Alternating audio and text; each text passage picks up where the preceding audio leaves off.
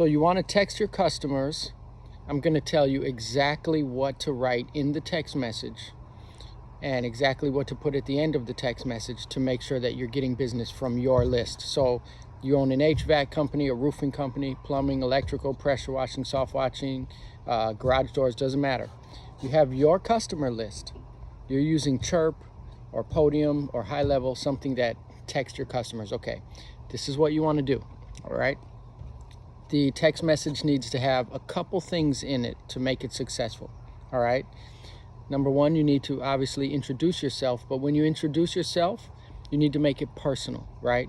So you're not going to say, hey, this is such and such electrical company. You're going to say, hey, this is Michael from Michael's electrical company, right? So the first thing you do, you make it personal because people are reading text messages. Texting is still personal right now. So they want to see it coming from a person. Otherwise, their mind is gone. They're not reading, right? So you're going to say, hello, this is Michael from such and such electrical or such and such HVAC.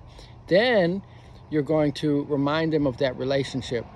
We've done some work for you in the past, okay? So you're not a stranger. And sometimes in your list, you have people that you haven't talked to in 3 years, 4 years, 5 years, 6 years, if you haven't been doing text message marketing, right? So you're reviving that list, right? So you introduce yourself, you make yourself personal, then you remind them of the relationship. Hey, this is Michael from such and such electrical company. We've done some work for you in the past. And then you're going to make your offer. But your offer is not company-centered, it's customer-centered. I call it the what's in it for me, with them, right? So you're gonna make that offer, what's in it for me. Okay, that's the next thing. So introduce yourself, then you remind them of the relationship, and then you say, I wanted to remind you or let you know we're running a special for HVAC maintenance. The normal price was this week until Friday, or you can put 2 weeks until the 31st, we're going to be doing it for this price. Then you're going to mention what's in it for them, right? HVAC maintenance lowers your electric bills, causes less breakdowns, doesn't leave you stranded in the winter, stuff like that. So you introduce yourself, remind them of the relationship, tell them what the offer is, tell them why they should take the offer, make an irresistible offer, and make it limited, okay? So a limited date, we're only doing it until Friday. Why they need to do it, because it lowers your electric bills, or it causes less fires, or it makes your home more beautiful, whatever. And then the most important part in the text message is at the end, right? Because most of the time when we do texting, we send them out and we just say, I just want to let you know we're running a special. That doesn't work. It's a text and they're reading it. You are going to ask them a question at the end. It's an open-ended question, right? It's not just call us if you need us, all these messages I see on Facebook. You're going to write, can we schedule the service for you? Leave it like that, because they feel compelled to answer that. Even if they say no, that's an answer. It's a response, right? That's a conversation. Can we schedule maintenance for you? So let me tell you my text message. Hello, this is Michael from Acme Air Conditioning Company. We've done some work for you in the past. Until the 31st of this month, we're actually running a special. Normally, it's $200. This week, or this 2 weeks, we're doing it for $70. Maintenance lowers your electric bills, causes less breakdowns. Can I schedule a maintenance for you? Quick, easy, make it as short as possible. If you want to use AI to plug all that in and say use these 4 or 5 rules and make it short, you can do that. If they respond yes, easy, you schedule it. If they say no, you say, oh, okay, thank you for letting me know.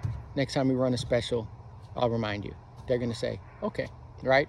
If they weren't okay with the conversation, they would have texted stop, or they would have ignored you. Okay, so that's the first thing that you're going to do when you send the text message. The next thing you're going to do is, if you're using a software like Chirp or like Podium, you're going to drop a ringless voicemail at the same time. So you sent that text, boom, they get a voicemail. It was ringless, right? That's the only way you can send it to 4,000 people or 1,000 people, however many people you have in your list. They get the text, they're going to get a voicemail that says, hey, this is Michael from Acme Air Conditioning Company. I just left you a text message telling about our special. I wanted to see if you got it, and I wanted to see if we can schedule maintenance for you. They're getting those at the same time, right? You can maybe do one an hour later, whatever. I do them at the same time.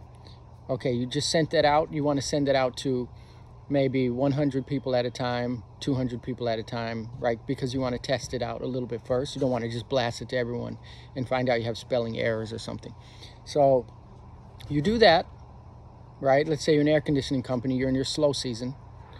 Most companies, home service companies, have a slow season. You're going to do that. You're going to put, let's say, a 2-week thing on it. We're just doing this until the 15th. Let's say it's the 1st. When the 15th hits, you will have booked some of those calls because some people responded. But you have a lot of people that never responded at all. They didn't send anything. Now you're going to retarget those people with almost the same message, but the only difference is going to say, hey, we sent you a message 2 weeks ago about our deal. It ended on the 15th, but you didn't respond.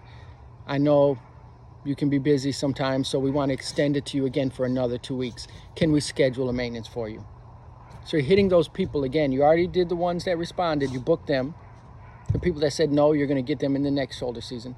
The people who didn't respond, you're hitting them again for another 2 weeks, right? There's going to be a portion of them that's going to say, oh, okay, yeah, I got busy. Please, can you schedule me?